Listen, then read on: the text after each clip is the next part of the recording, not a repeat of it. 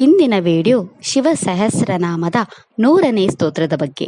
ಶಿವ ಸಹಸ್ರನಾಮದ 100ನೇ ಸ್ತೋತ್ರವು ಹೀಗಿದೆ. ಫಲಸ್ಥಲಾಕರಸ್ಥಾಲಿ ಊರ್ಧ್ವ ಸಂಹಾನನೋ ಮಹಾನ್ ಛತ್ರಂ ಸುಛತ್ರೋ ವಿಖ್ಯಾತೋ ಲೋಕ ಸರ್ವಾಶ್ರಯಾಕ್ರಮಃ. ಈ ಸ್ತೋತ್ರದಲ್ಲಿ ಶಿವನ 8 ನಾಮಗಳಿವೆ. ಈಗ ಶಿವನ ಈ 8 ನಾಮಗಳ ಅರ್ಥವನ್ನು ವಿವರವಾಗಿ ತಿಳಿದುಕೊಳ್ಳೋಣ. ಶಿವನ ಮೊದಲ ನಾಮವು ಹೀಗಿದೆ: ಓಂ ತಲಸ್ಥಳಾಯ ನಮಃ. ಈ ಶಿವನಾಮದ ಅರ್ಥ ಚಪ್ಪಾಳೆ ತಟ್ಟುವ ರೂಪದ ಆ ಭಗವಂತನಿಗೆ ನಾನು ನಮಸ್ಕರಿಸುತ್ತೇನೆ. ಶಿವನ 2ನೇ ನಾಮ ಹೀಗಿದೆ: ಓಂ ಕರಸ್ಥಾಲಿನೇ ನಮಃ. ಈ ಶಿವನಾಮದ ಅರ್ಥ ತನ್ನ ಕೈಯನ್ನು ಪಾತ್ರೆಯನ್ನಾಗಿ ಹೊಂದಿರುವ ಆ ಭಗವಂತನಿಗೆ ನಾನು ನಮಸ್ಕರಿಸುತ್ತೇನೆ. ಶಿವನ 3ನೇ ನಾಮ ಹೀಗಿದೆ: ಓಂ ಊರ್ಧ್ವ ಸಂಹಾನಯ ನಮಃ.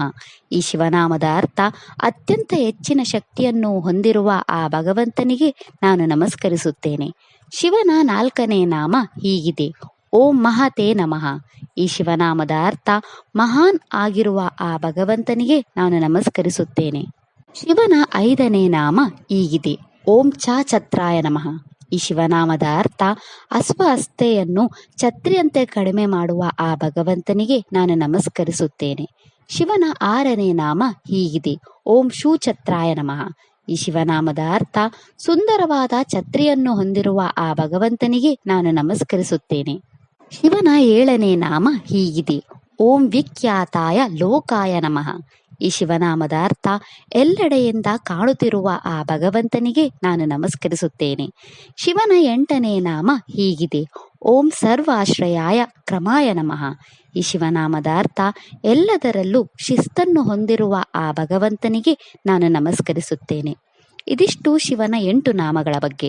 ನಾಳೆಯ ವಿಡಿಯೋದಲ್ಲಿ ಶಿವ ಸಹಸ್ರನಾಮದ 101ನೇ ಸ್ತೋತ್ರದ ಬಗ್ಗೆ ತಿಳಿಯೋಣ. ಓಂ ನಮಃ ಶಿವಾಯ. ಈ ವಿಡಿಯೋ ಇಷ್ಟ ಆದರೆ ಲೈಕ್ ಮಾಡಿ, ಶೇರ್ ಮಾಡಿ ಮತ್ತು ಚಾನೆಲ್ ಸಪೋರ್ಟ್ ಮಾಡೋಕೆ ಸಬ್ಸ್ಕ್ರೈಬ್ ಮಾಡಿ. ಧನ್ಯವಾದಗಳು.